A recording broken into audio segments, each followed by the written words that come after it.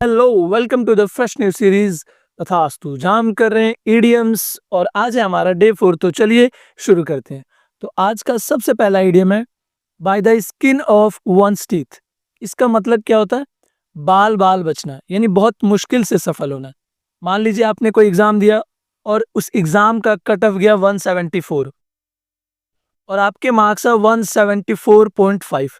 तो आप सफल हुए बहुत ही मुश्किल से, यानी एकदम बाल बाल बच गए, वरना अगर आधा नंबर एक नंबर इधर उधर होता तो आप बाहर हो जाते। तो इसके लिए इडियम क्या यूज होता है? By the skin of one's teeth. इसका ओरिजिन क्या है? तो जैसे दांत होते हैं, दांतों पर स्किन नहीं होती है, तो बाइबल के फ्रेज में क्या है, एक जगह मेंशन किया हुआ है कि टिथ की स्किन नहीं होती है, और टिथ की स्किन नहीं होती और फिर भी हम बच गए, यानी बहुत ही मुश्किल से बचे हैं। यानी जो चीज नहीं है, इतने पतले एरिया से हम जा करके बच गए। तो इसीलिए इसका ये मतलब क्या होता है? बहुत ही मुश्किल से बचना या सफल होना, एकदम आखिरी एज पर जा करके सफल हो जाना है। तो by the skins of one's teeth का मतलब होता है बाल बाल बचना। जैसा कि आप ये देखिए, अगर ये जड़ इस बच्चे के हाथ में नहीं आता तो ये पार हो जाता आज के आज ही। तो by the skin of one's teeth ये बच गया। इसका एग्जाम्पल क्या है? He passed SSC by the skin of his teeth. यानी वो एसएससी का एग्जाम पास कर लिया बहुत ही मुश्किल से, यानी बाल बाल बचा बाहर होने से। दूसरा example, Shivaji escaped Afzal Khan trap bye the skin of his teeth. यानी शिवाजी जो थे वो अफजल खान के ट्रैप से बाल बाल बचे थे, बहुत ही मुश्किल से सफल हो पाए थे। तो अब हम बढ़ते हैं अपने अगले इडियम की तरफ। तो अगला इडियम है आज का हमारा चाइल्ड्स प्ले। चाइल्ड्स प्ले का मतलब होता है वेरी इजी टास्क, यानी बहुत ही आसान काम, बिल्कुल दही काम जो होता है, उसके लिए क्या आइडियम? Child's play. इसका ओरिजिन भी बहुत सिंपल है। चाइल्ड्स प्ले का मतलब क्या होता है? बच्चों का खेल। और हम हिंदी में बोलते हैं अरे ये तो मेरे बाएं हाथ का खेल है या बच्चों का खेल है। जैसे ये वाला गेम क्या है? बच्चों का खेल है। तो जो सबसे आसान काम है उसके लिए क्या आइडियम है? Child's play. इसका example, for Virat hitting fours is child's play. यानी विराट कोहली के लिए चौके मारना बच्चों का खेल है, एकदम यूं यूं चौके मार सकते हैं। दूसरा, for Aryabhatta maths was child's play. Aryabhatta के लिए मैथ्स जो है वो क्या है? बच्चों का खेल है, एकदम यूं हवा में उड़ा देते हैं, यानी बहुत ही आसान काम है उनके लिए। तो अब हम बढ़ते हैं अपने अगले इडियम की तरफ। तो अगला इडियम है carry the day. Carry the day का मतलब होता है टू विन सक्सीड, यानी जीत हासिल करने के लिए हम क्या इडियम यूज करते हैं? Carry the day. इसका ओरिजिन क्या है? तो रोमन जब विक्ट्री सेलिब्रेट करते थे तो विनर जो होते थे वो क्या करते थे? पूरे दिन अपने आप को कैरी करते थे, मतलब पूरे राज्य में घूमते थे, सेलिब्रेट करते थे। तो पूरे दिन क्या कर रहे हैं? वो पूरे दिन को ढो रहे, यानी कैरी कर रहे हैं। इसीलिए कैरी द डे का मतलब क्या होता है? जीत हासिल करना। इसका example, hard work helped her carry the day in SSC. यानी एसएससी के अंदर उसने बहुत ही ज्यादा मेहनत किया, जिसने उसको क्या किया? जीत हासिल करवाई। दूसरा, Gandhi ji satyagraha carried the day against British. यानी अंग्रेजों के खिलाफ जो गांधी जी का सत्याग्रह था उसने जीत हासिल करवाई। तो अब हम बढ़ते हैं अपने अगले इडियम की तरफ। अगला इडियम है हमारा call it a day. Call it a day का मतलब होता है स्टॉप वर्किंग, यानी काम रोकना। दिन खत्म हो गया और काम रोकना है, तो इसके लिए क्या इडियम है? Call it a day. इसका ओरिजिन क्या है?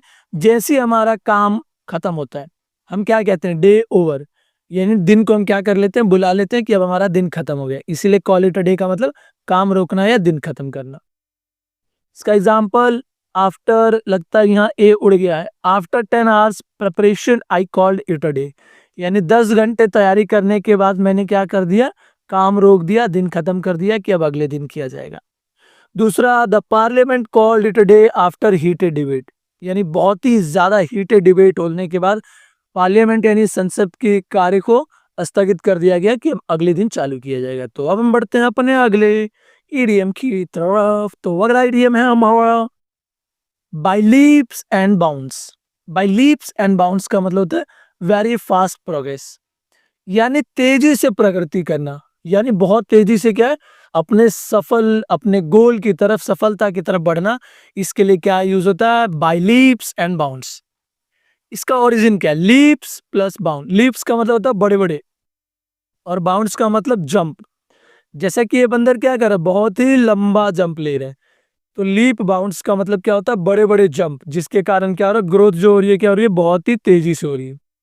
इसीलिए बाय लीप्स एंड बाउंड्स का मतलब होता है तेजी से प्रगति करना। इसका example, his business grew up by leaps and bounds, यानी उसका बिजनेस जो है वो कैसे बढ़ा है, बहुत ही तेजी से बढ़ा है। India's space sector progressed by leaps and bounds, यानी इंडिया का जो स्पेस सेक्टर है वो बहुत ही रफ्तार से, बहुत ही तेजी से प्रगति कर रहा है। तो अब हम बढ़ते हैं अपने अगले ईडीएम की तरफ। तो अगला ईडीएम है हमारा cross your fingers. Cross your fingers का मतलब होता है होप फॉर गुड लक, यानी शुभ कामना करना, विश करना। ये तो हम सभी लोग करते हैं, ऐसे उंगलियां क्रॉस करके बैठे रहते हैं, यस इस बार का रिजल्ट हो जाए बढ़िया, ऐसा ऐसा जो हम विश करते हैं। या फिर आपने रितिका सचदेव को देखा होगा, जब रोहित शर्मा बैटिंग करते हैं तो उनकी वाइफ क्रॉस फिंगर करके बैठी रहती है कि गुड लक आएगा। तो क्रॉस योर फिंगर्स का मतलब होप फॉर गुड लक। इसका ओरिजिन क्या है, पुराने जमाने में फिंगर क्रॉस करने को लकी चार्म माना जाता है। पुराने जमाने में क्या, अभी भी, जैसा कि ये बच्ची क्या कर रखी है, फिंगर क्रॉस कर रखी है, तो ये क्या लकी चार्म है, यानी शुभकामना कर रही है कि लक जो होगा वो बढ़िया होगा।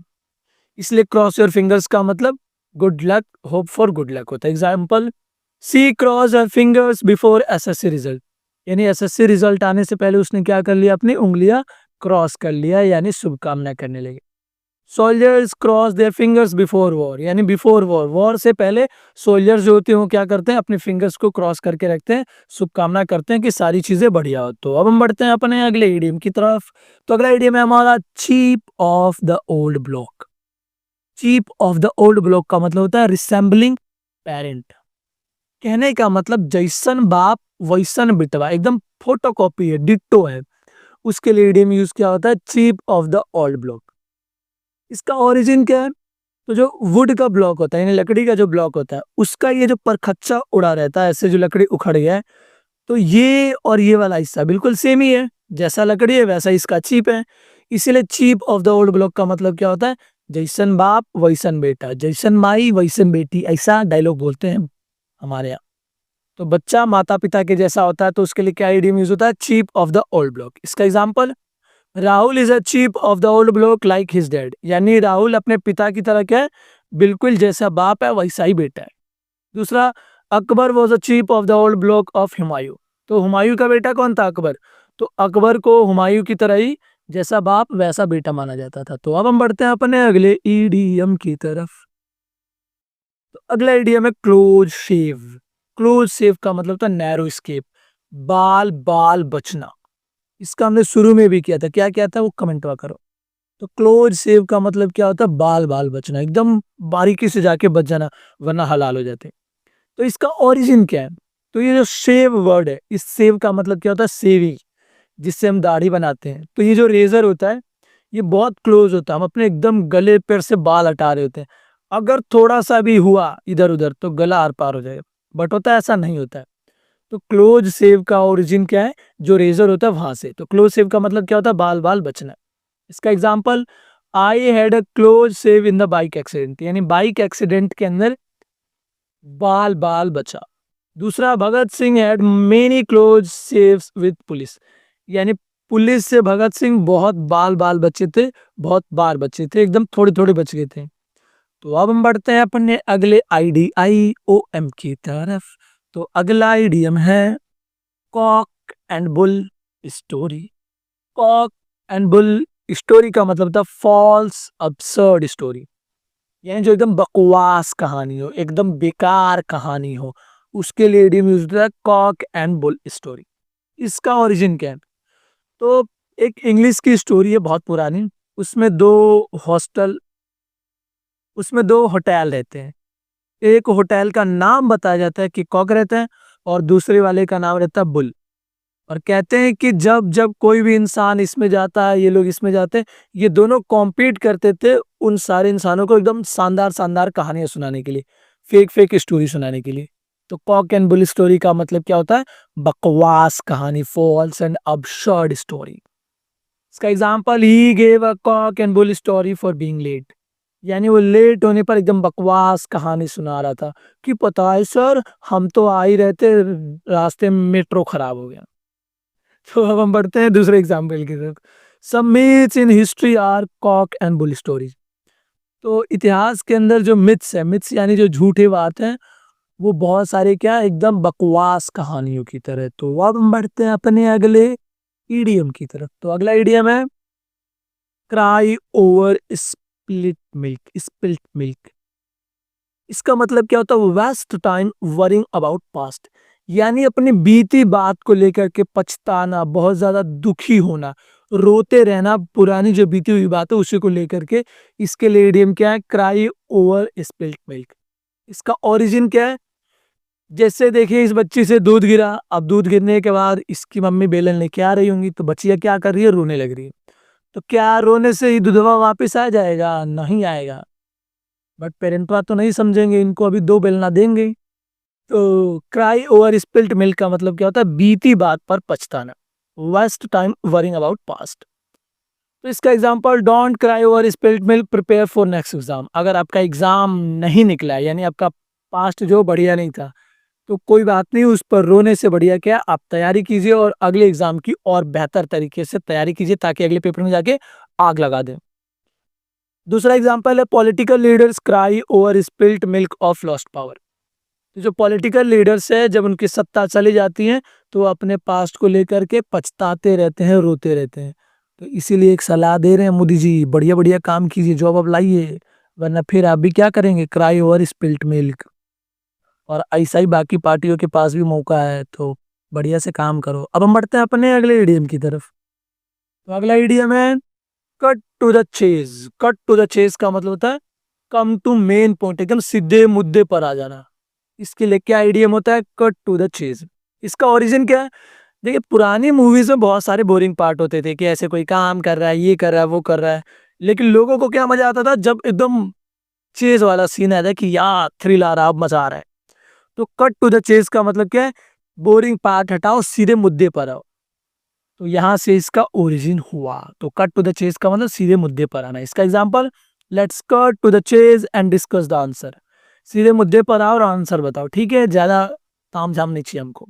दूसरा एग्जांपल, इन डिबेट्स जजेस ask students to cut to the chase, यानी डिबेट के अंदर जज जो है वो क्या करता है? स्टूडेंट को बोलते हैं सीधे मुद्दे पर आओ, बार बार बात को गोल घुमाने की जरूरत नहीं है। अगले ईडियम पर पहुंचने से पहले a very humble request, it takes a lot of hard work to create these PDFs and videos. So if अगर आप लोग कुछ कर सकते हैं तो please do that, at least do subscribe and share the video.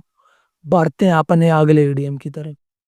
अगला ईडीएम है हमारा, don't count your chickens before they hatch. यानी अपने मुर्गियों को, यानी अंडे के अंदर से मुर्गी आने से पहले मुर्गियां ना गिनो। इसका मतलब क्या है? Don't assume success too early, यानी जल्दी उम्मीद मत करो कि वाह मेरा एग्जाम क्लियर हो जाएगा, मेरी मॉक में तो 170 बन रहे हैं। तो पहले ही अंडा में मुर्गी निकलने से पहले खुश नहीं होना है, यानी पहले ही सक्सेस की अजम्पशन नहीं लेके चलनी है। हमें हार्ड वर्क करना है, 170 तो 180 ले जाना है, 185 ले जाना है। इसका ओरिजिन क्या है? एग्स जो अंडे होते हैं सारे में से मुर्गियां निकले ये जरूरी नहीं है। जैसा कि देखिए ये इमेजिन कर रही है, वाह इसमें से मुर्गी निकल रही, इसमें से मुर्गी निकल रही, इसमें से मुर्गी निकली, बहुत सारी मुर्गियां हो जाएंगी, फिर मैं एक फार्म खोलूंगी, उस फार्म के बाहर मैं बहुत सारे अंडे बेचूंगी, इस तरीके से मैं बहुत अमीर हो जाऊंगी। बट ऐसा होगा जरूरी नहीं है। सो जल्दी उम्मीद मत करो। Don't count your chickens before they hatch. इसका example, don't count your chickens before they hatch in SSC. यानी एसएससी का एग्जाम देने से पहले, क्लियर हो जाने से पहले उम्मीद ना रखो कि हाँ भाई कि अब तो मैं तो क्लियर हूँ, पढ़ना ही नहीं है बिल्कुल। तो ऐसा करोगे तो समस्या में फंस जाओगे। तो जो भी कंटेंट मिल रहा है, जहां आपकी कमियां है उसको सुधारिए, क्योंकि यही सबसे बढ़िया मौका है। अगले महीने एग्जाम हो जाएगा, फिर हमारे पास कोई ऑप्शन नहीं बचेगा। सो अभी है हार्ड वर्क करने का समय, तो बिल्कुल जम के तैयारी कीजिए, एकदम सारी चीजें रिवाइज कीजिए। रिवाइज कैसे कीजिएगा? वीडियो को म्यूट कीजिए और सारे के सारे वर्ड्स और बाकी सारी चीजें खुद से बोलिए। इससे सारी चीजें आपके दिमाग में एकदम पिक्चर की तरह बैठ जाएगी। मतलब अभी नहीं म्यूट कर देना है, ये पूरा वीडियो देख लेना है, फिर जब रात को सोने जाओ या कल सुबह उठो तब कर लो। दूसरा example, Akbar never counted his chickens before battles. यानी अकबर ने अपनी मुर्गियों को नहीं गिना था युद्ध लड़ने से पहले। कहने का मतलब पहले उम्मीद नहीं कर लिया था कि बैटल है ये तो मैं ही जीत जाऊंगा। अगर ऐसा कर लेता तो अकबर हार जाता। तो अब हम बढ़ते हैं अपने अगले इडियम की तरफ। तो अगला इडियम है हमारा, draw a line. Draw line का मतलब था सेट अ लिमिट बाउंड्री, यानी सीमा तय करना। इसके लिए इडियम होता है ड्रॉ अ लाइन। इसका ओरिजिन क्या है? लाइन ऑन अ ग्राउंड, एक ग्राउंड पर लाइन खींच दिया जाता है, तो ये क्या बाउंड्री बना दी गई। जैसे जेब्रा क्रॉसिंग पर ऐसे लाइन खींच दिया जाता है कि गड़िया जो है वो यहाँ आके रुक जाएगी, बट इंडिया में फॉलो नहीं करते हैं कोई लोग, वो अलग बात है। तो लाइन ऑन बाउंड्री का मतलब क्या है? सीमा तय करना। इसका example, you must draw line between study and fun, यानी पढ़ाई और फन के बीच में एक सीमा तय कर देना जरूरी है, वरना समस्या हो सकती है। ये नहीं कि आप फोन खोले वीडियो देखने के लिए और आप रील स्क्रॉल किए जा रहे हैं, तो ऐसा बिल्कुल नहीं करना। Constitution draws a line between powers of government, यानी सरकार की शक्तियों के बीच में सीमा कौन तय करता है? कॉन्स्टिट्यूशन तय करता है। तो अब हम बढ़ते हैं अपने अगले इडियम की तरफ। तो अगला इडियम हमारा इजियर शेड देन डन। इसका मतलब होता है harder to do than talk talk. क्या मतलब, कहना तो बहुत ही इजी है लेकिन करना बहुत कठिन। जैसा कि पेरेंट कह देते हैं बेटा यूपीएससी कर ले, ये कर ले, वो कर ले।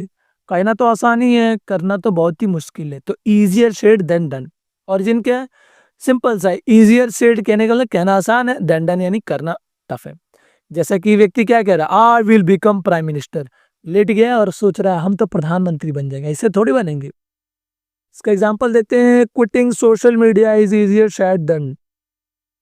तो सोशल मीडिया को क्विट करना ये बहुत ही मुश्किल है।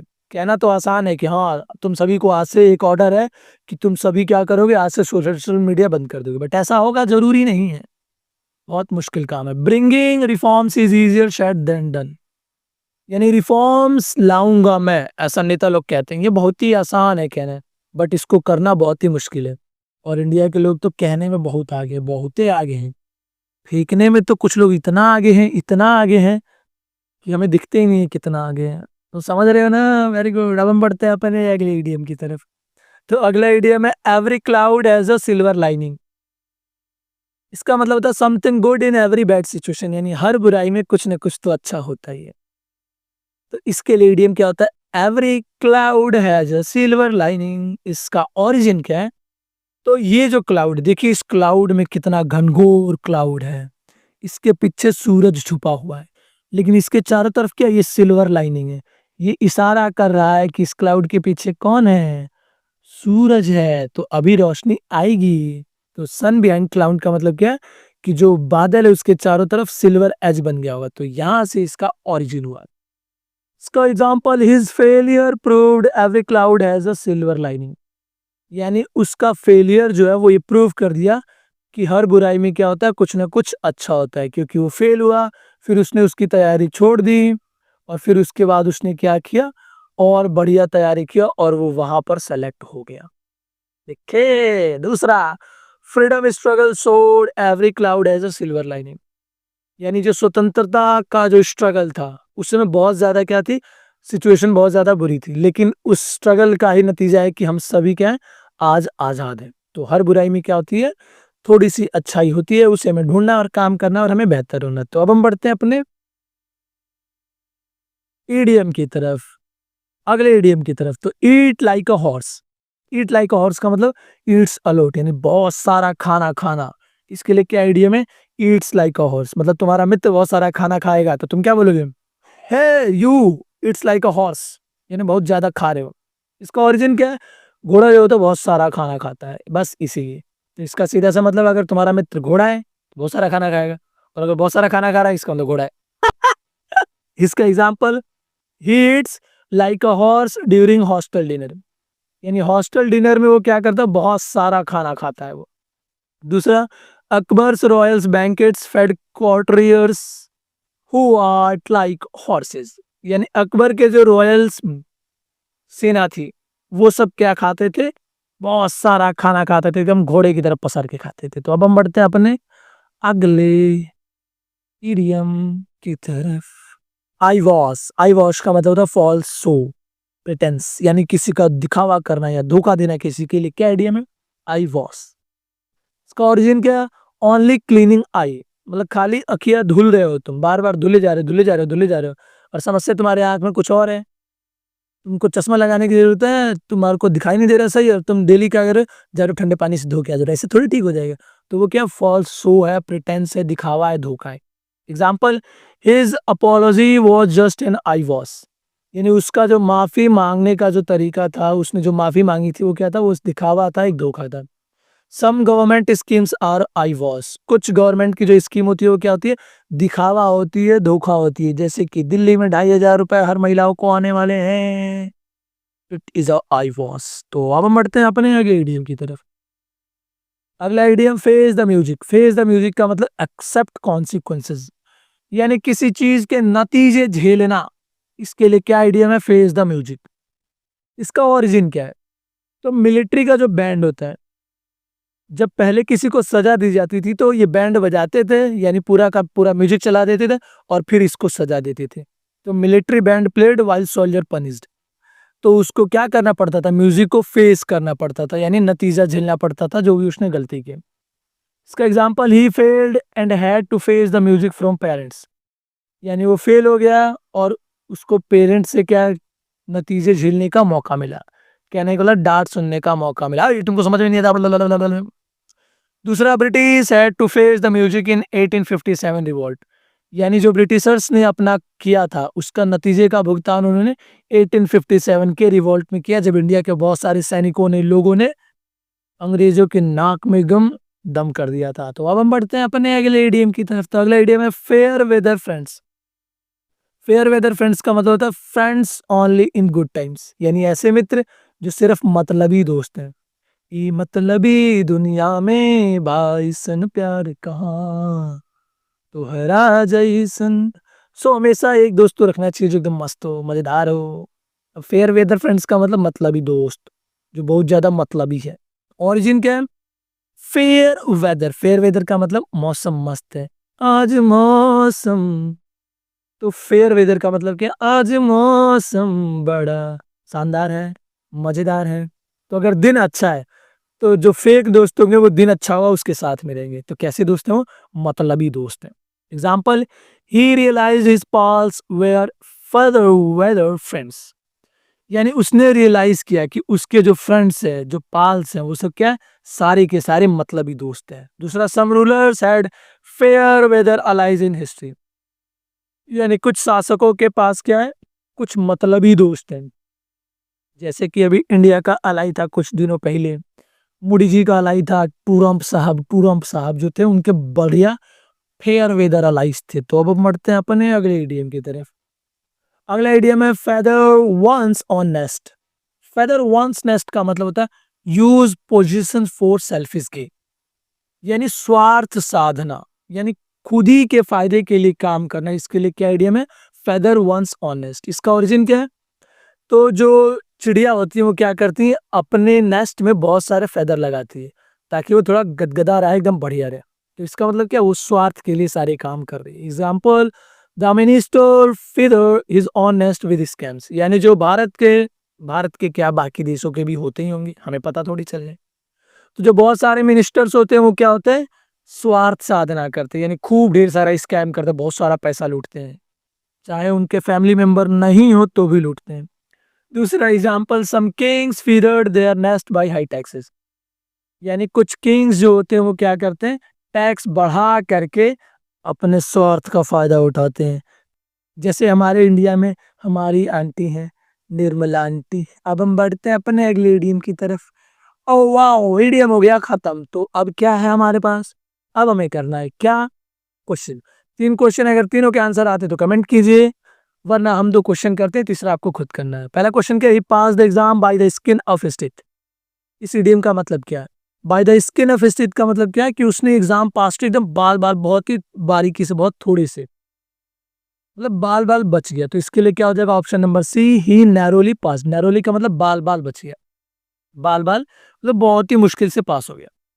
दूसरा, solving basic arithmetic is dash for him, यानी अर्थमेटिक को सॉल्व करना उसके लिए क्या हो जाएगा, चाइल्ड्स प्ले। चाइल्ड्स प्ले यानी कि बाएं हाथ का खेल है, बहुत ही इजी काम है।